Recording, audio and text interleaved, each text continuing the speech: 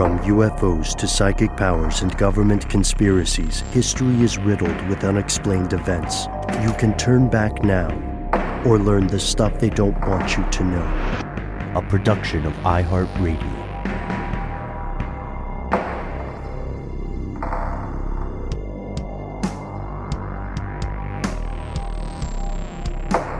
Hello, welcome back to the show. My name is Matt. Our colleague Noel is on an adventure today. And will be returning soon. They call me Ben. We're joined as always with our super producer, Paul, Mission Control Deck, and most importantly, you are here, and that makes this the stuff they don't want you to know. Matt, we're going old school with this one. Yeah, we're talking about a TV show that I haven't thought about in years. Thunderbirds.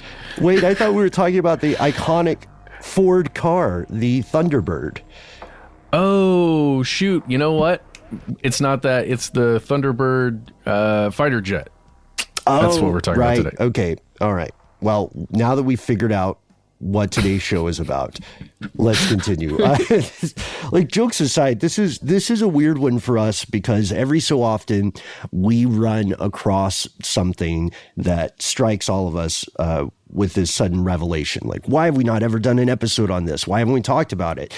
Thunderbird, if you are not from the US or you're not familiar with cryptozoology, is a very old myth. It's a part of folklore for multiple indigenous communities in Canada, in the modern day US, and in South America as well.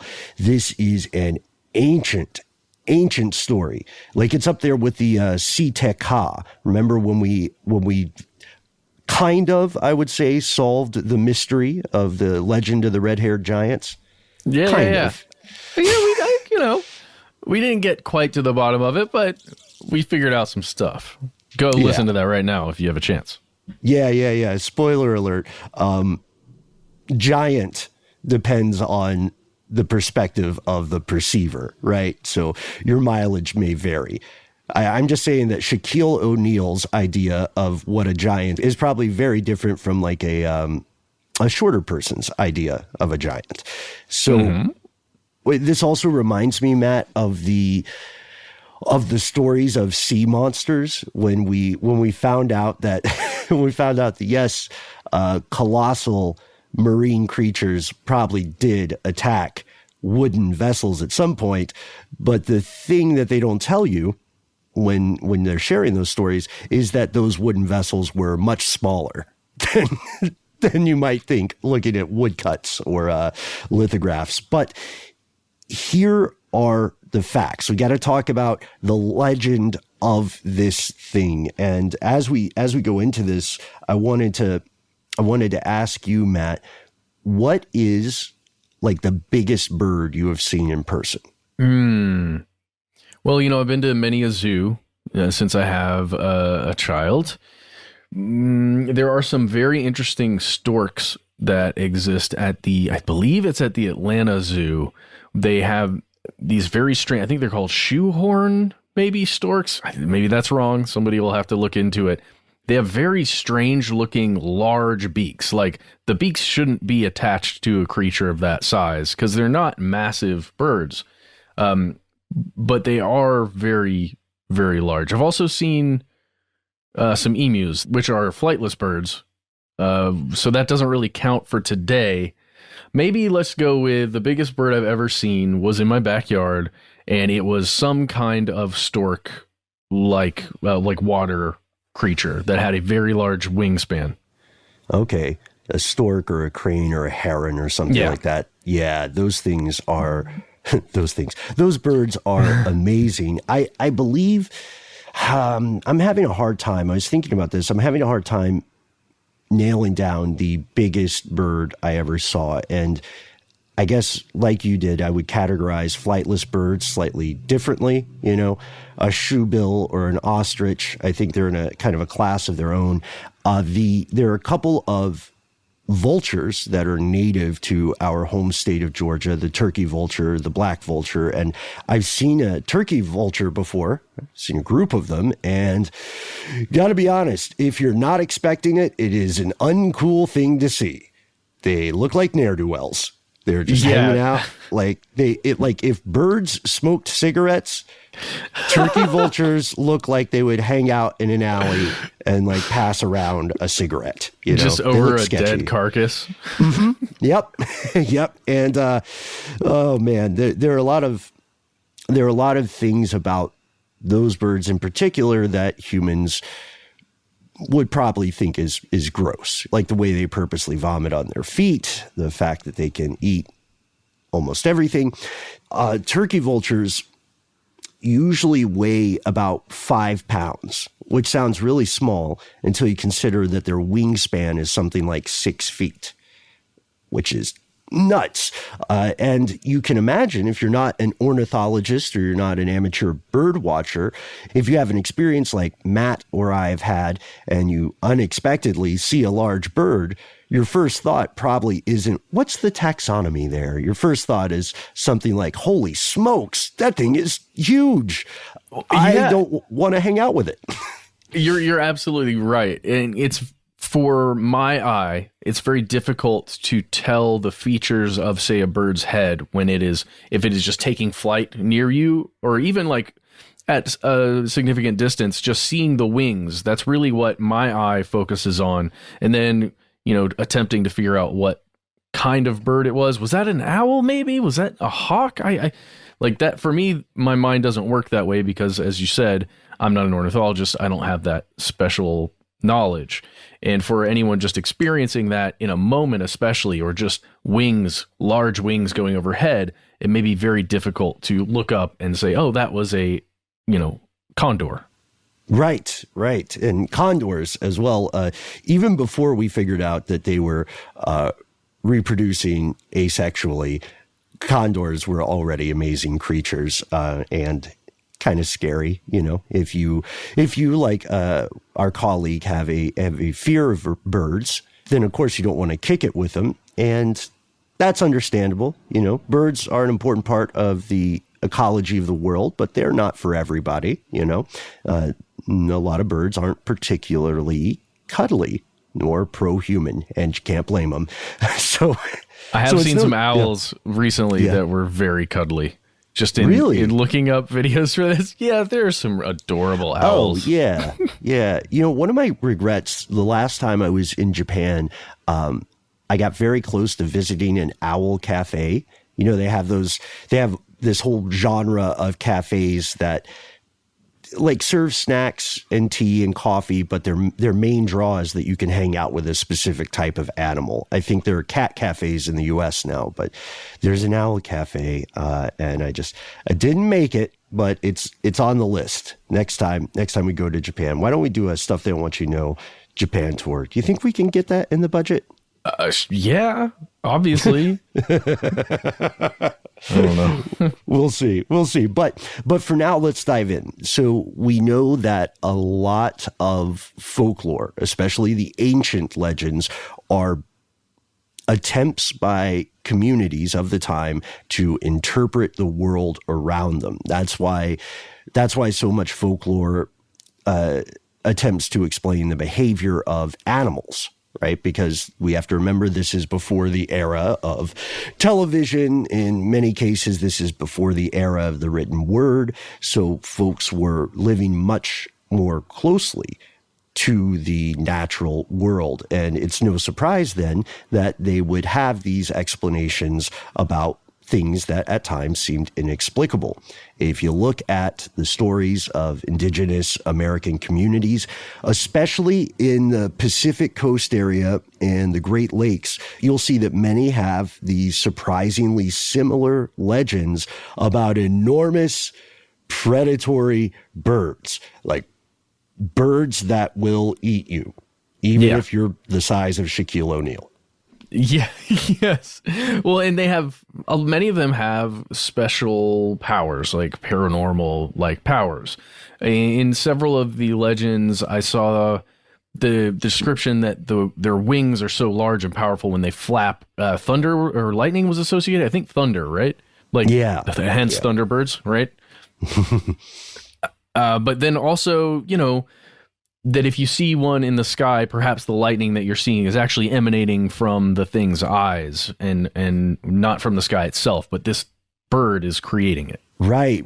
And that the water falling from their bodies may be the origin point of rain or floods, that they are harbingers of storms or harbingers of other natural phenomena, including earthquakes. In the lore of the Passamaquoddies, there's a story of two people who run into an actual Thunderbird because they are on a quest high into the mountains to discover the source of thunder and lightning. And they find that it is a huge bird.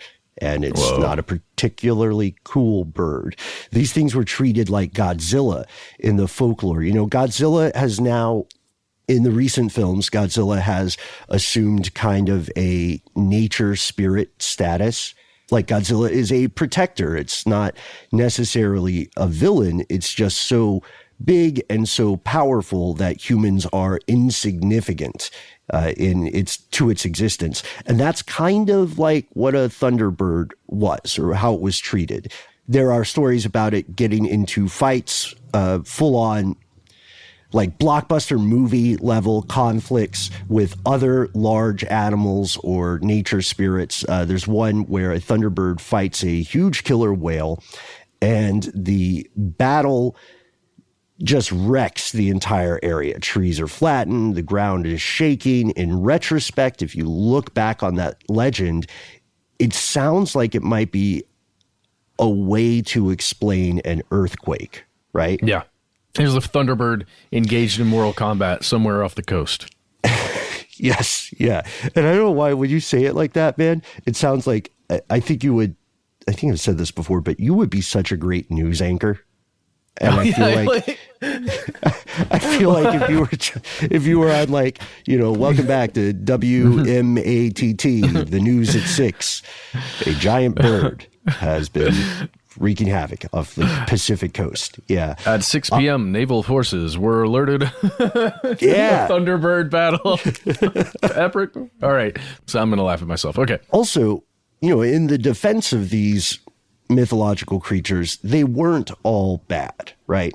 No. Well, with many legends like this, there's a perception that just because something has a ton of power and it, you know, holds a special place within the cultural framework, that doesn't mean that it's all bad. It means that perhaps there's a benevolent side to this creature, this power of nature. And I think there are a couple stories of it where it would actually assist tribes in finding food if they were, you know, going through a time where they were in lack of food.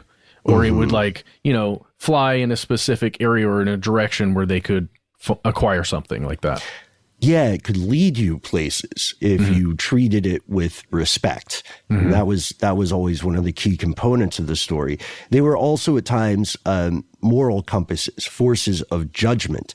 You'll find some stories in indigenous communities arguing that the Thunderbird is responsible for punishing people who break social taboos or moral codes.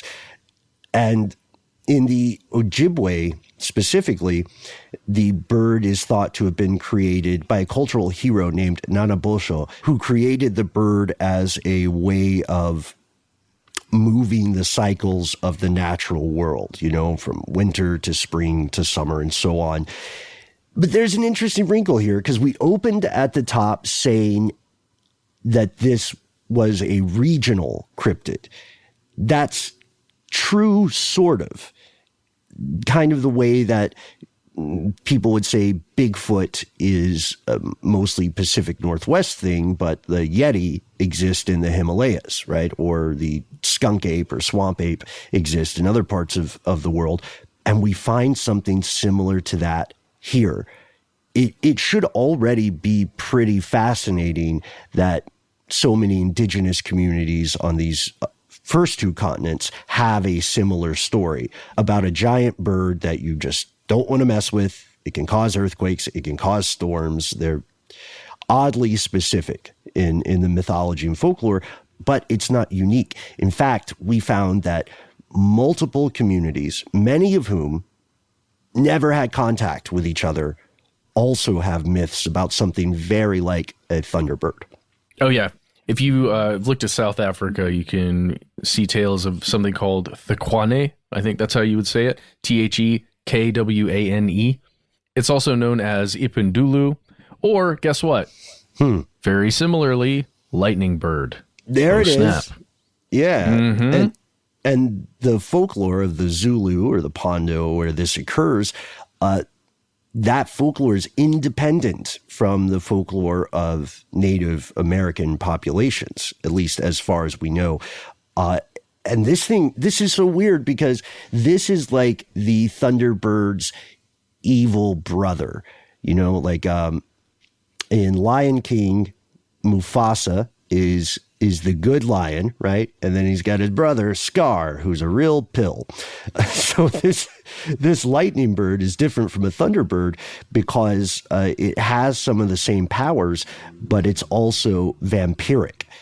It thirsts for blood, and it works with witch doctors and masters of the occult. It attacks them. It can also, side note, transform into a very attractive male human to seduce women.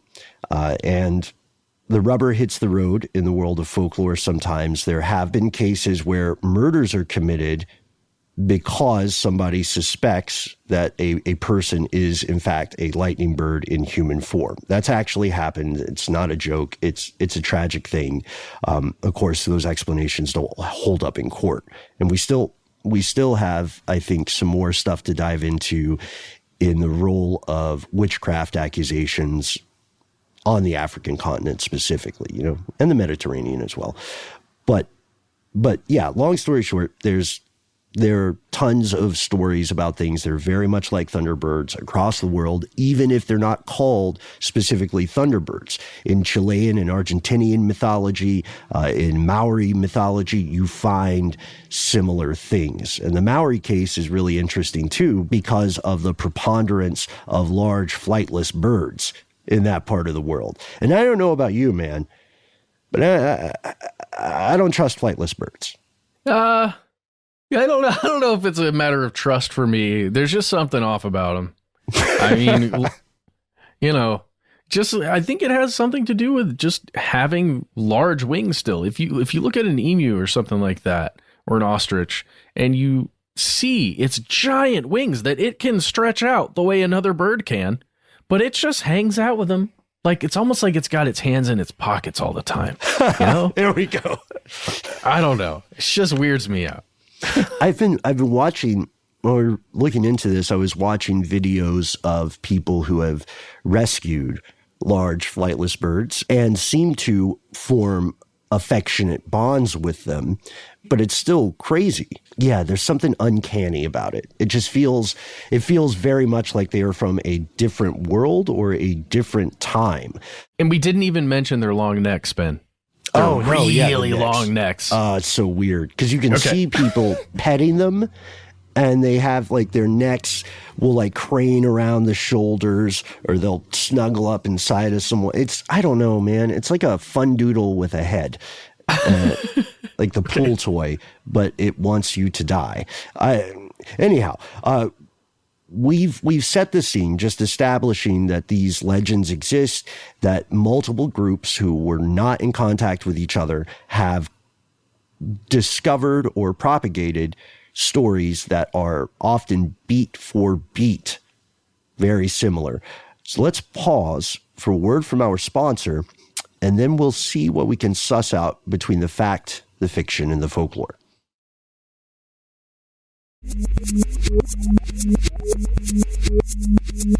We're back. All right. So all these people across time and across the world have a story about a gigantic avian thing that is large enough to prey on human beings, that is associated with natural disasters, dangerous weather, and they all have these regional variations, but those regional variations are relatively cosmetic often. They're not core changes to the plot or the description. So the question is, Matt, how did so many people come up with this story? Is it like some sort of Jungian archetype? Is there some great game of telephone that just caused these once distinct myths to become increasingly similar upon retelling, and as the people of the world came into contact with each other more and more often? I don't know. Is it just Mothman running around across the entire world? Always was. Cue the astronaut meme, right? But instead of the planet, it's the Mothman statue with the crazy butt. Shout out to you, Point Pleasant. There's another question. It's the most tantalizing question. Could Thunderbirds be real? Here's where it gets crazy. Yes. Well, no. Well, kind of. Yeah. We so rarely get to say this. Yes. The more you look into it, the odds are that these stories are based in fact, or some version thereof. You'll find historians speculating that indigenous communities originally based these legends on the discovery of pterosaur fossils, like the large flying reptilian-looking things with a scythe-like heads. There are historians like Tom Holland, not the guy who plays Spider-Man. Oh, okay. He's too busy. Adrian Mayer, who have made it's like a speculative case. There's conjecture, but it's pretty plausible, like imagine we're living thousands and thousands of years ago and we're out walking around, we're hunting something or migrating somewhere. And then boom, we literally stumble across the giant bones of a long extinct creature. The pterosaur, by the way, has been extinct since the late Cretaceous age, which was around 66 million years ago. So we wouldn't have known what this looks like. We just found these enormous bones. What do we do? Well, yeah. And I was reading so much on this, Ben, just about bird bones themselves and how even a pterosaur is a dinosaur, right? But is a flying dinosaur and had likely, this is just me remembering what I read, but it would have slightly different bones than, let's say, a land-walking dinosaur. The density would be a little bit different just for it to be able to take off and glide the way that it did. Those bones, because of their structure, they don't stick around as easily and as well as a larger, denser bone would and become fossilized in the same manner.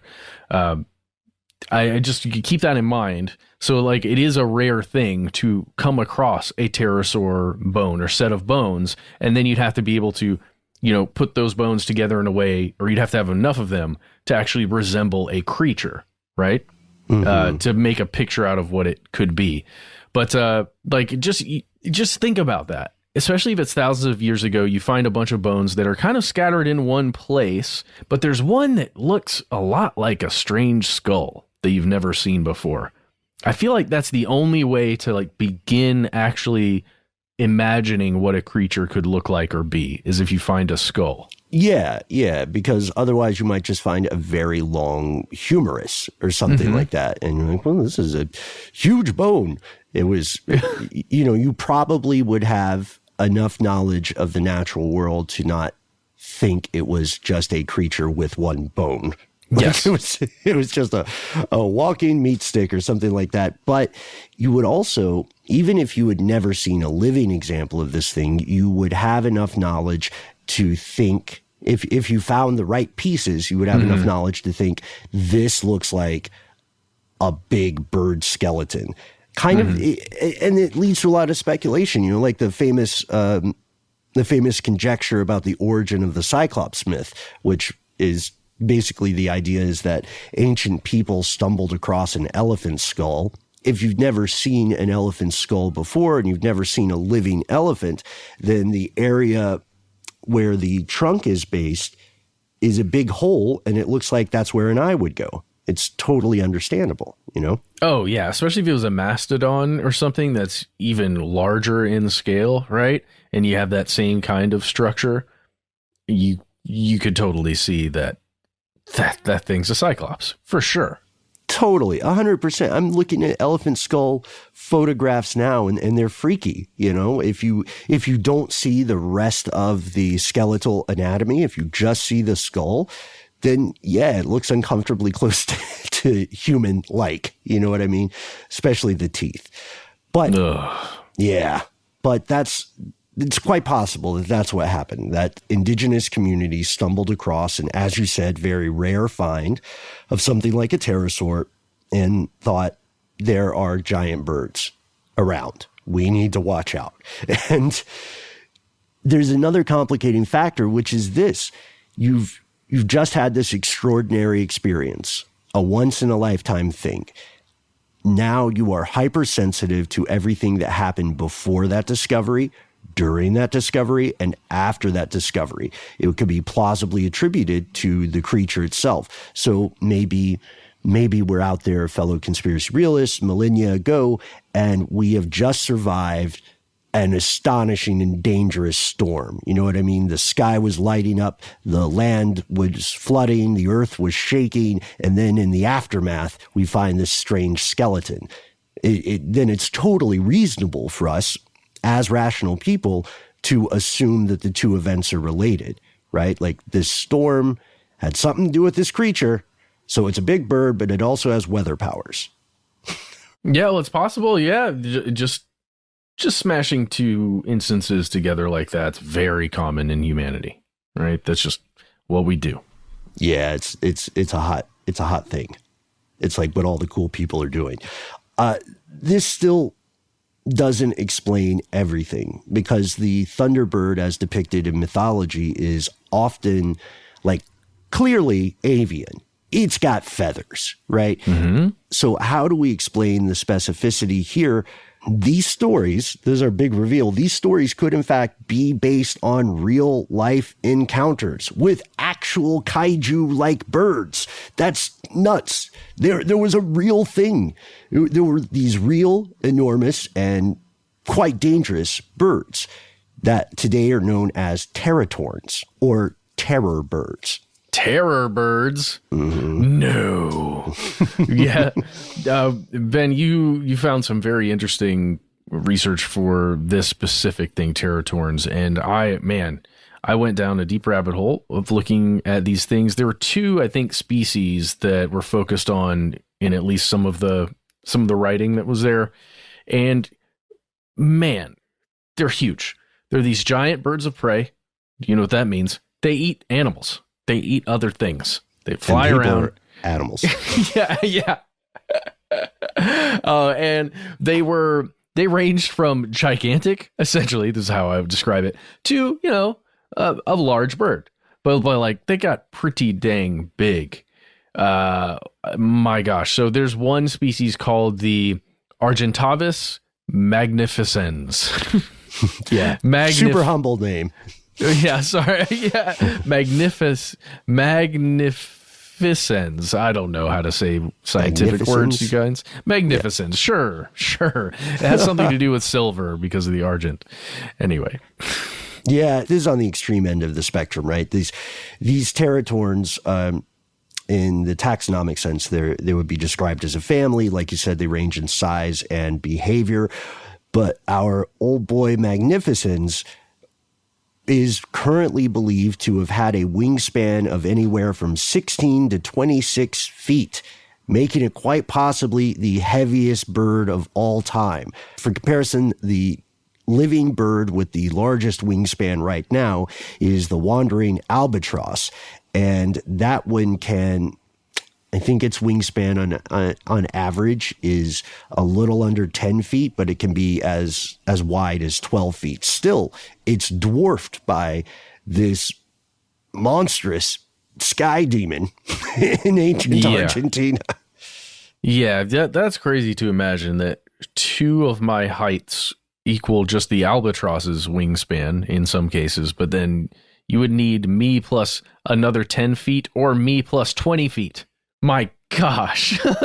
Yeah. Like that's in this size, this question of size is going to be another important component of our investigation here. So Yeah, you're absolutely right, dude. And this is not a ding on any of us or anybody listening to the show, but this bird, if you ran into it and you were unarmed, would absolutely mop you. It would demolish a single human in like a PvP fight, and it would not be a close call. Unfortunately, we don't have the arm span to box with that thing, you know? The best you can do is, oh, dang it. And then it's over. Yeah. Hide somewhere. You know what I mean? Because it can probably fly faster than you can run. So the biggest question here is, could this thing, we know they are real. We know Teratorns did exist. Could they have met human beings at some point? This is similar to the conjecture about Homo florensis and Australopithecus, right? Who Homo florensis are the so-called real-life hobbits. We did an episode or two on them. They were around when humans were around, and it's possible that they interacted. And then Australopithecus is the largest known primate ever. So Australopithecus is often brought up as the possible origin of abominable snowman or Yeti type stories, but there's no proof that early humans interacted with that creature specifically. In the case of Teratorns, though, which is like the worst of the three things we just named, in the case of Teratorns, it is weirdly enough quite possible that early humans ran into these things, freaked out, and totally thought, they were forces of nature with supernatural powers. And that was a rational conclusion to make at the time, because as you said, they're like 20 feet wide. And this is the closest you will come to seeing something like a plane. We know that their fossils have been found in various spots across both continents. Yeah, and they're thought to weigh 150 pounds, 160 pounds sometimes. I mean, that's insane to think about. My understanding, Ben, is that they lived around 6 million years ago. Is that about right? I just don't know. I found that on some BBC article, but I don't know. I don't know if that's true or not. Yeah, it depends on the specific type of bird you're talking about, Okay. Because some went extinct earlier than others. Some were around later. And right now, experts are still trying to figure out what comprises a different species of a teratorn. And because, like you said, the bones are incredibly fragile, we don't know exactly when they went extinct. The closest people can get is that a few specific types are believed to have gone extinct at the end of the Pleistocene, which is about 10,000 years ago, which sounds like a long time, and it is a long time, but it's much more recent than 6 million years. And yeah, it is. Yeah, we still don't know, but we do know something else about this period of time. This is the period of time when anatomically modern humans evolved. So this means that it is possible that something very much like modern human beings ran into something very much like a Thunderbird. And we know that this is possible because there have been fossils found in Nevada and California, and there are, mild spoiler alert, there are purported sightings of Thunderbirds in the modern day. You know what? As a matter of fact, as a matter of fact, let's cliffhang. Let's pause for a word from our sponsor, Big Birds Are Us, and then we'll be back to dive into the modern day of this cryptid mystery. Does that work? That works. That works.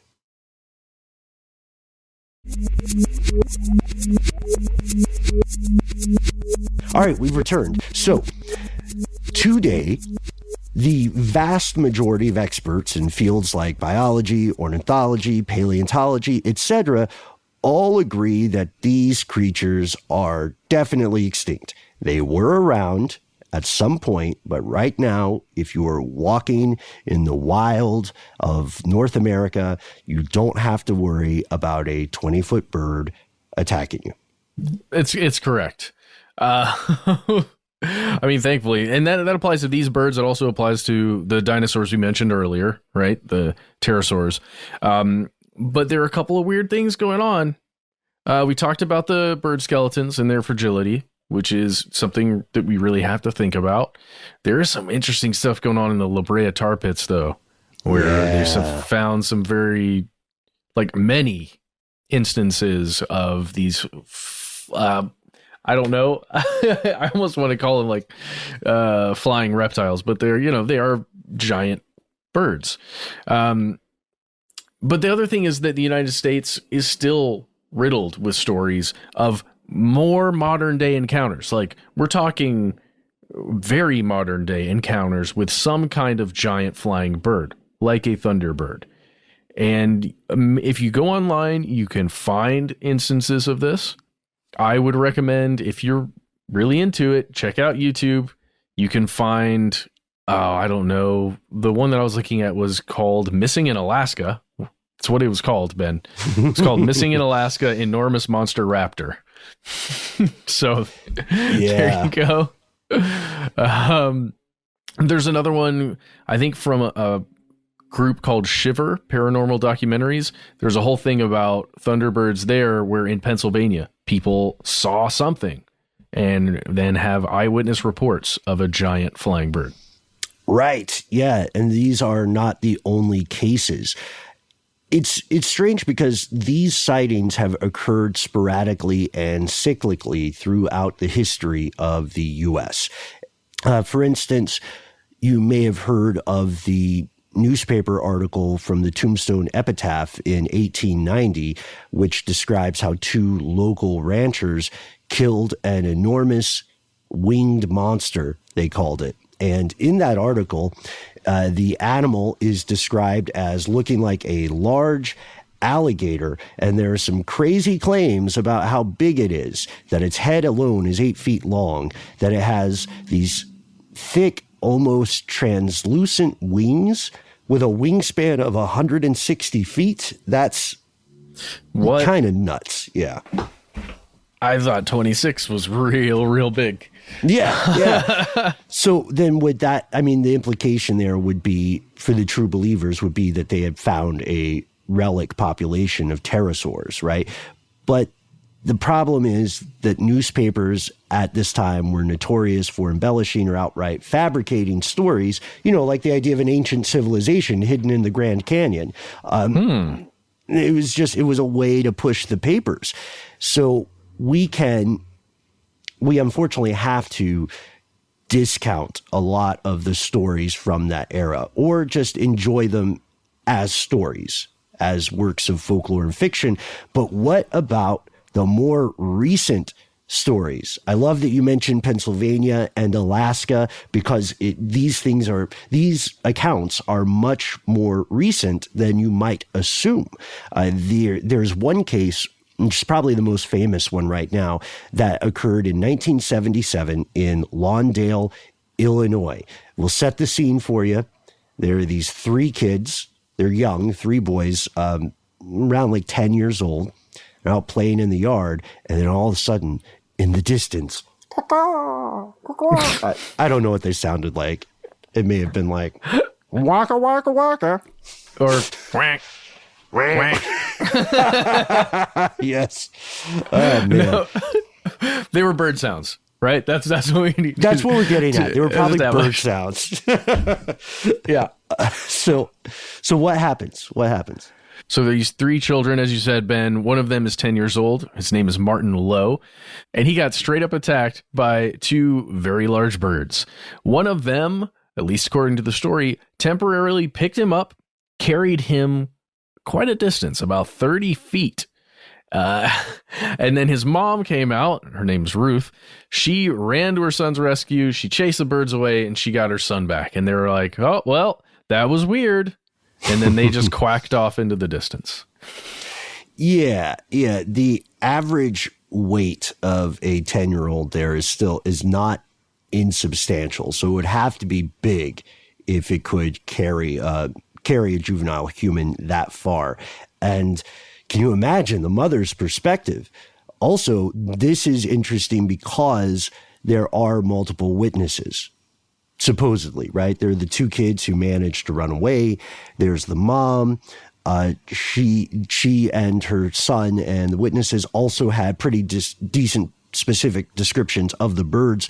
They have white rings around their neck. They're consistently described in terms of their plumage, their claws, their talons.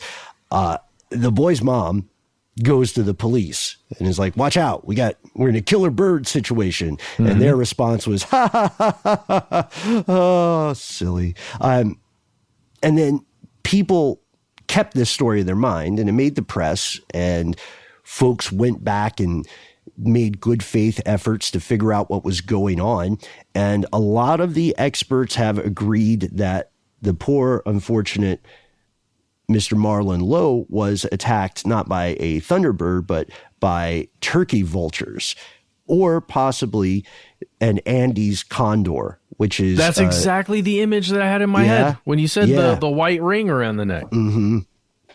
And it's possible, maybe, that those things were out there in Illinois, but possible isn't the same as confirmed.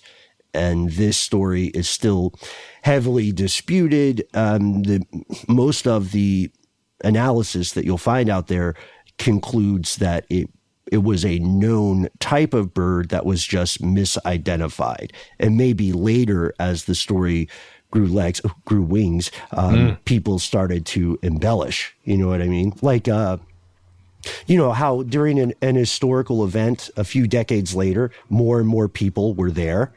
Like, so many people claimed to be, you know, in the theater when Lincoln was shot, stuff like that. You know, many more people than who could actually fit in the Ford Theater. So this bird may have grown upon retelling, especially if something like that happens when you're just 10 years old.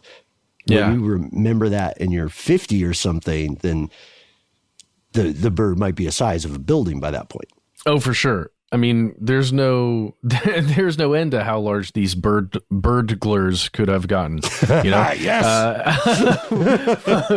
So, but it is weird to think, like an Andean or an Andes condor, an Andean, I think is where I've seen it written a couple of times, but that's in Peru. So it's very unlikely that thing was out there in Illinois, as you were talking about, Ben. And the other one would be, you know, if there was the other condor, it's in California, the other known condor species. Then if it's a turkey vulture, it's probably not in that area either, and not quite large enough, it doesn't seem, to pick up a 10-year-old. Man, sorry, I'm just going to keep thinking about that one, because one of my fears as a child, I remember having that thought of a large bird or an owl or something like picking you up. And I think it has to do with there's some pop culture movie or reference that I just can't recall right now, where a child gets picked up by a flying creature, and it's just horrifying. So write in if you can remember what that is. Yeah. This is a little bit about the Andean condor, why it makes such a good theoretical culprit here. Like you said, the description as it stands today of that incident in 1977 does seem to match an Andean condor. Also, it's considered in general the largest bird of prey currently living in the world today. Its wingspan is like a little north of 10 feet. It weighs 33 pounds, which again may not sound like much, but that's a lot for a huge bird. It is. But like you said, it's located nowhere near Illinois. It would have to fly a long way. Yeah, but you got to think, man, I know we've talked about condors so much recently on the show. If you think about where they live, a lot of times, I mean, specifically in Peru, there are a couple of places where they live high up within a mountain range, right? And they use those mountains to their advantage because they are so big to be able to fly because of the air kind of going up the mountain. They're able to use that to coast, right? They're not these big flapping birds. They're the kind that you see it looks like an airplane or something flying over. I'm imagining the ancient myths and some of the myths that were generated with these large birds.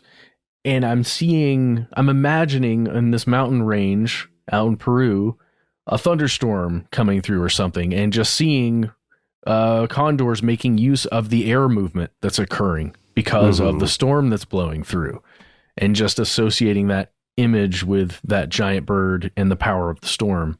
And probably the same thing on the Pacific coast of the United States with the California condors. Absolutely. I think that's a great point, man. And if, we would be able to build an even better case if there was something in the Thunderbird legends about throwing up or urinating on oneself, because the Andean condor has the dubious superpower of urohydrosis, which is, it's a thing that some birds do where they defecate on parts of their legs to use the fluid as a cooling device.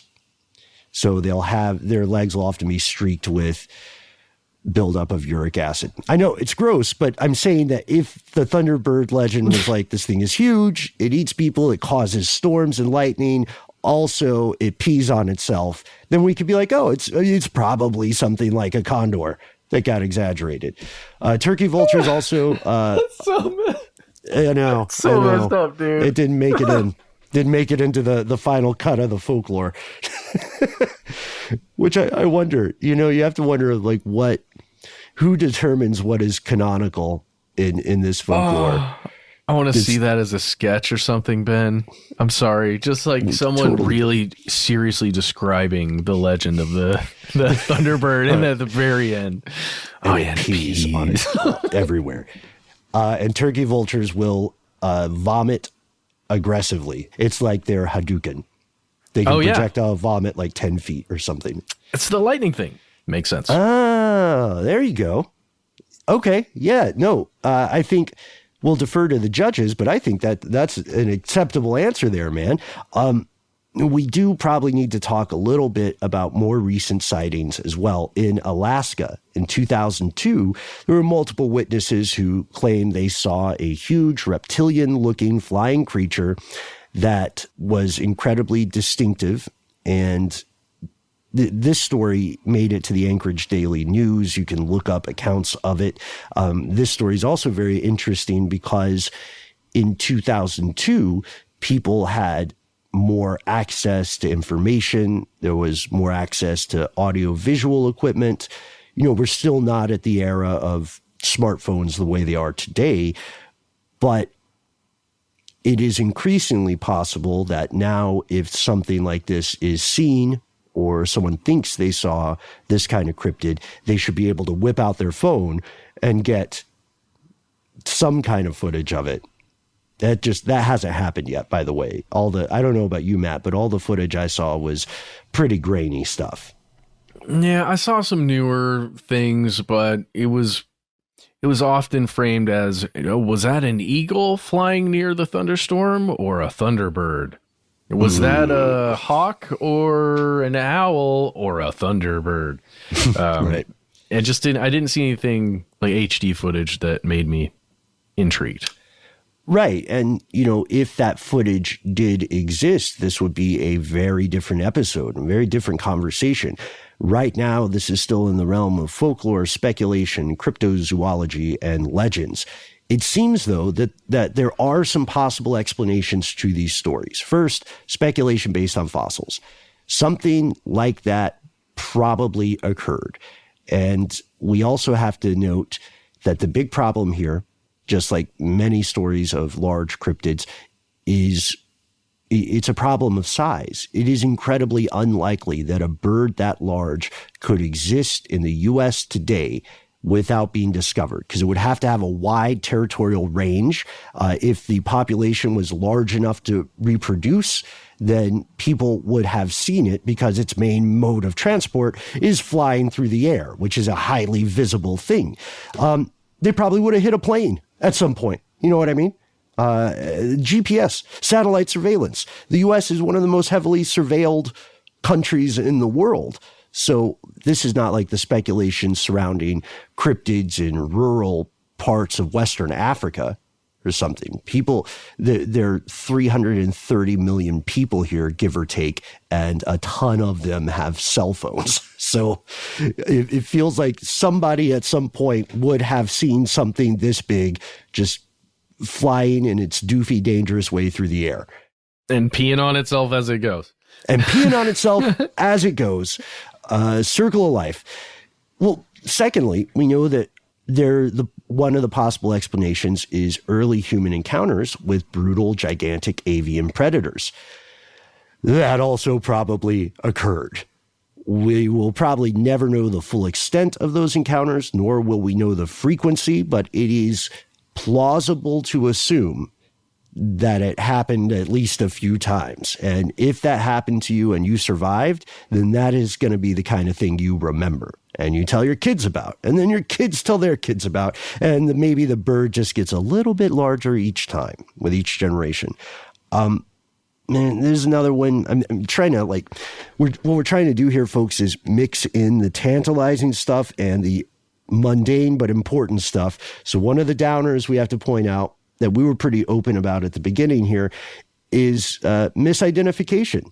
Most people are not ornithologists, and depending on the angle and distance, you can miscalculate a lot of things. Just like if we were to see a UFO, we wouldn't be able to clearly understand how our distance and how our perspective may affect what we think we're seeing.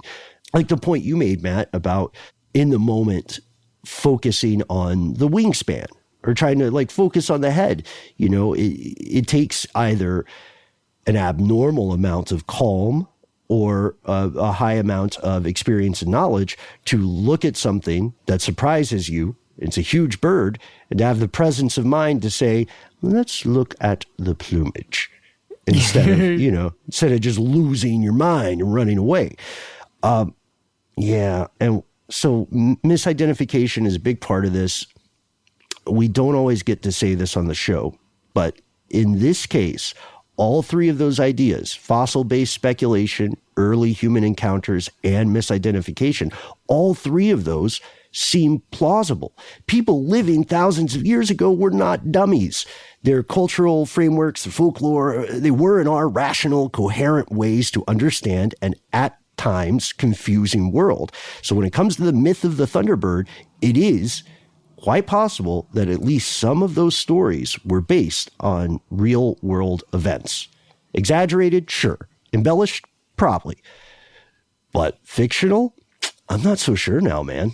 Well, I mean, the Teratorns, I think that's how we say them, but Teratornis, or Teratornidae, I don't know, whatever they are, the huge creatures that were like vultures that were, between 16 and 26 feet or whatever it was, like that, the concept that those were around up until something like 10,000 years ago does make me think that that's where most of this originated. At least the legends, the myths, the stuff that you'll find in Latin America, maybe out in Chile and Peru and places like that. That makes sense. Makes sense in North America with indigenous tribes experiencing these things, having that vision that whoever shot that video recently with an HD camera and a hawk, I think, flying around a thunderstorm. If you have that interaction, there are no cameras. It's early evolution of ourselves right now, as we know ourselves. You see that in a thunderstorm, you see that thing flying around, you hear the thunder, you see the lightning, that thing's looking ominous. Obviously, that makes sense. Yeah, yeah.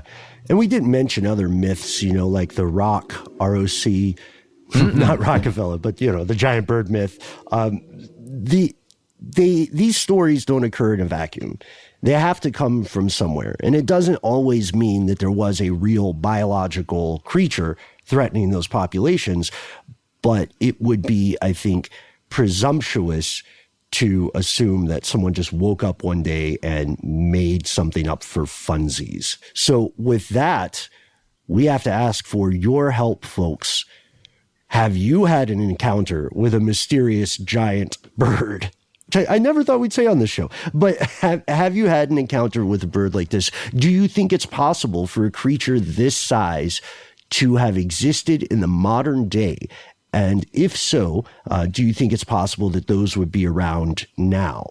Currently, I don't know about you, man. Like, I acknowledge that no one is certain quite when these creatures went extinct. They just have kind of a ballpark guess. But I'm also pretty certain that they're not around now. It just seems like there are too many opportunities for them to have been observed if they were there. Yeah. Again, watch some videos when you get a chance online of Andean condors and or California condors. Look at them in flight, look where they live, and you'll see that if there was a bird of this size that existed, I have a feeling, maybe I'm completely wrong, that they would live in a similar area as these condors, because it's what they would need to hunt. They're large enough to where they need to have some kind of elevation and air movement to just glide, right? Mm-hmm. So they would have to be hunting around there, and they'd have to have so much food in an area like that I don't know. I just imagine that we would have observed them from the air, likely. Just because humans are up in the skies way more than we are just traveling around places where perhaps they might live. Yeah, well said. So with that, folks, let us know. And if you have footage, we would love to see it. We'd love to hear from you. We try to be easy to find online. That's right. You can find us on Twitter and Facebook and YouTube, where we are Conspiracy Stuff. Please hang out and check us out there. Give us a follow, a like, or whatever the thing is. Hit that bell so you get notified. Whatever. Subscribe. Yes. Like and subscribe, because you can't dislike anymore, I think, on YouTube. That's like a thing now. Okay, that's interesting. Yeah. So if you don't particularly vibe with social media, if you don't sip the social meds, but you have a story to share, you can also give us a phone call. You can speak directly to us through the power of telephones. It's 1-833-STDWYTK. You'll get 3 minutes. Those 3 minutes are yours. Go nuts. Give yourself a cool nickname. Let us know if we can use your story and or voice on the air. And perhaps most importantly, don't censor yourself. If your story needs more than 3 minutes there, then write it out in full. Send along that video, send along pictures or ancillary links. We read every single email we get. All you have to do is drop us a line where we are. Conspiracy@iHeartRadio.com.